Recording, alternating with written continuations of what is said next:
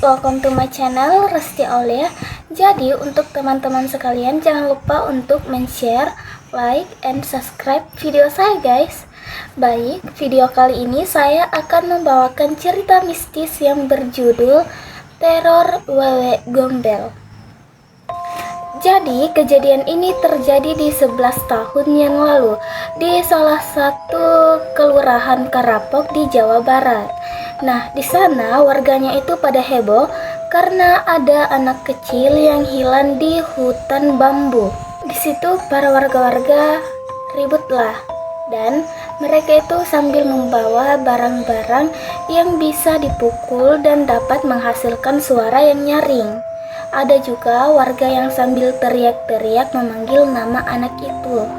Dan sekitar 20 orang yang ikut masuk ke hutan yang gelap itu. Terus ada bapak-bapak yang memakai baju kokoh warna hitam dan peci, dan di tangannya itu ada tasbih. Bapak itu tugasnya untuk memimpin para rombongan itu masuk ke dalam hutan. Kita bisa panggil dia itu Pak Ustadz. Nah, di belakang Pak Ustadz ini ngekorlah rombongan itu di belakang Pak Ustadz. Tiba-tiba Pak Ustadz ini bilang, berhenti, panggil Ibu Mina ke depan. Salah satu warga yang ada di rombongan itu kebelakanglah untuk memanggil Ibu Mina. Pas Ibu Mina sudah di depan Pak Ustadz ini bilang ke Ibu Mina, "Ibu membawa apa yang aku suruhkan kan?" Ibu itu hanya ngangguk dan memperlihatkan mainan pistol. Terus Pak Ustadz ini membisikkan Ibu Mita apa yang harus ia lakukan selanjutnya. Pas sudah dibisikkan, Ibu Mita ini langsung bilang, "Pak, emangnya aku ini bisa?" Pak Ustadz itu bilang, "Ibu harus bisa karena ini menyangkut tentang nyawa anak ibu." Ibu Mita yang mendengar itu sempat ragu, tapi ia harus melakukannya untuk menyelamatkan anaknya itu. Ibu Mita ini pun jalan maju ke arah hutan itu dengan ragu-ragu. Pas ia udah maju, dia mengingat waktu Pak Ustadz itu bisik-bisik, "Jangan pernah menoleh ke belakang. Kamu harus tetap menghadap ke depan." Rombongannya itu pada heran, dan ada salah satu ibu yang maju. Dia itu bilang, "Pak Ustadz, kenapa dia maju sendiri? Kenapa kita tidak maju juga?" Pak Ustadz yang mendengar itu hanya bilang, "Jadi semuanya diam dan kita di sini doakan saja keselamatan mereka berdua. Dan kalau ada dari kalian yang ikut maju dan bentarnya kalian kaget dan langsung lari karena melihat sosok apa yang muncul di depan Ibu Mita, saya tidak menjamin keselamatan kalian dan saya tidak bertanggung jawab." Ibu yang mendengar itu pun langsung kaget dan jalan ke belakang dan menyampaikannya ke rombongan belakang untuk tidak ikut ke Ibu Mita. Kita balik ke Ibu Mita.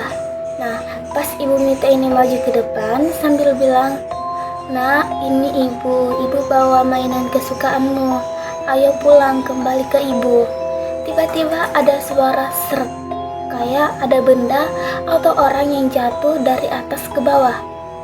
Ibu Mita yang mendengar itu menegaskan pandangannya ke depan, ke arah bambu yang ada di depannya itu. Bambu yang ada di depannya itu tiba-tiba goyang kayak ada sesuatu yang turun dari atas ke bawah. Ibu Mita ini terus saja memanggil anaknya sambil nunjukin pistol mainan itu. Pak Ustadz yang melihat keanehan itu negurlah rombongannya itu, "Kalian gak usah ngobrol." Tiba-tiba semuanya sunyi. Jangkrik-jangkrik yang tadinya itu bunyi, tiba-tiba tidak ada suara guys. Pokoknya itu senyap. Tiba-tiba ada dua bayangan yang muncul dari sela-sela bambu itu. Nah, Ibu Mita yang melihat itu berharap kalau itu anaknya. Dia itu kembali memanggil anaknya, "Wahyu, ini ibu nak, kembali ke sini, ini ada mainan kesukaan kamu." Terus ia mendengar suara ibu. Ternyata itu suara anaknya karena Ibu Mita Mita ini sangat mengenali suara anaknya. Pas ia mendengar itu, dia melihat kalau Wahyu ini keluarlah dari sela-sela batang bambu itu. Pas ia melihat, dia ini refleks mau lari untuk memeluk anaknya. Tapi tidak cukup dari 3 langkah, tiba-tiba dia terdiam di tempatnya.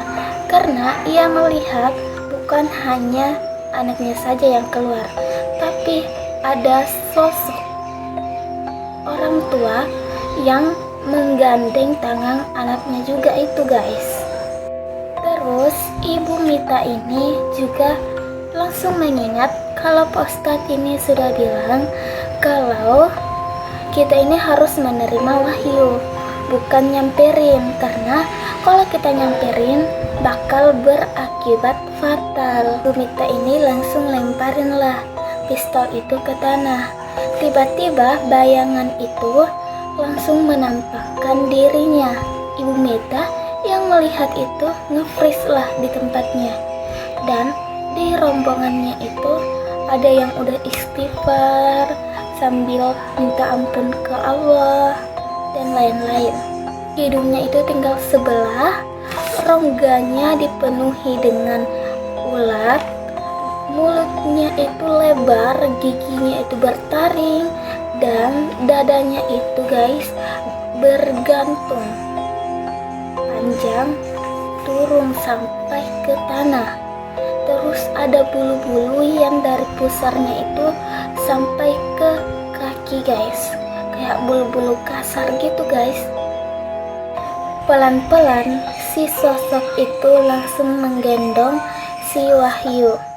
Wahyu dengan polosnya langsung menyentuh wajah si sosok itu. Nah, si sosok itu memandang Wahyu dengan tatapan sendu, kayak tatapannya itu tersirat kasih sayang di Wahyu. Ya, bukan tatapan yang mau memakan mangsanya guys. Ibu Mita yang tadinya waspada, cemas, panik, tiba-tiba heran.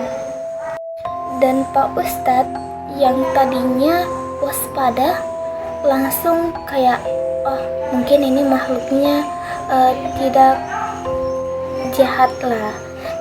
BTW sosok itu adalah Wewe Gombel guys. Nah, Pak Ustadz ini tidak pernah melihat ada makhluk gaib yang tatapannya itu sendu banget guys. Wewe Gombel ini pun perlahan-lahan menaruh si Wahyu di tanah. Pas ia udah menaruh Wahyu di tanah, Wahyu ini pun pergi ke ibunya jalan dengan santai. Gombel juga itu terus menatap si Wahyu yang sudah ada di pelukan ibunya. Terus tiba-tiba Wewe Gombel itu mengambil pistol yang ada di tanah, terus ia pun pergi. Baik, itu saja yang dapat saya ceritakan untuk kali ini. Wabillahi taufiq wal hidayah. Wassalamualaikum warahmatullahi wabarakatuh. Bye guys.